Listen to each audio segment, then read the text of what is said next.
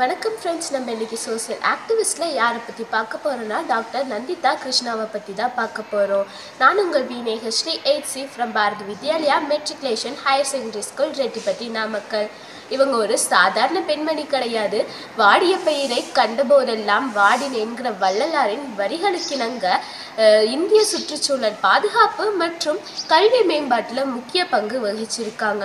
கல்லூரி படிப்பு முடித்த பிறகு தொகுப்பாளராக தன்னுடைய வாழ்க்கையை தொடங்கி பாரம்பரிய கலைகள், கைவினைகள், ஓவியங்கள், இந்திய வரலாறு, சமூக ஆர்வலர் போன்ற பல துறைகளில் சாதனை படைச்சு வராங்க. இவங்க எந்த ஒரு பழமையான பொருளை பார்த்தாலும் அதனை உடனே எடுத்து ஆராய்ச்சி செய்கிற ஆர்வம் கொண்டவங்க. இந்தியாவோட பசுமை பாரம்பரியம்னு சொல்லப்படுற க்ரீன் ஹெரிட்டேஜை பாதுகாக்கணும்னு சொல்லிட்டு அவங்க அந்த கருத்தை முன்னெடுத்து வச்சுருக்காங்க. இந்தியாவில் பெண்களுக்கு வழங்கக்கூடிய மிக உயரிய விருதான நாரி சக்தி விருது 2015 இந்தியா கவர்மெண்ட் அவங்களுக்கு கொடுத்துருக்காங்க.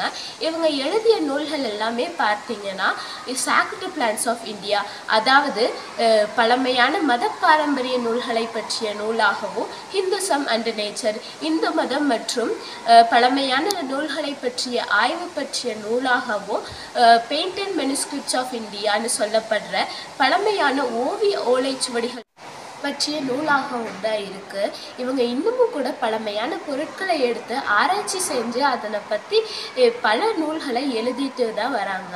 ப்ளூ கிராஸ் அமைப்பில் முன்னாள் தலைவராக இருந்த சின்னி கிருஷ்ணாவை திருமணம் செஞ்சு கொண்டு விலங்கு நலத்துறையில் இவங்களும் அவங்க கூட இணைந்து பணியாற்றி வராங்க. இது மட்டும் இல்லை,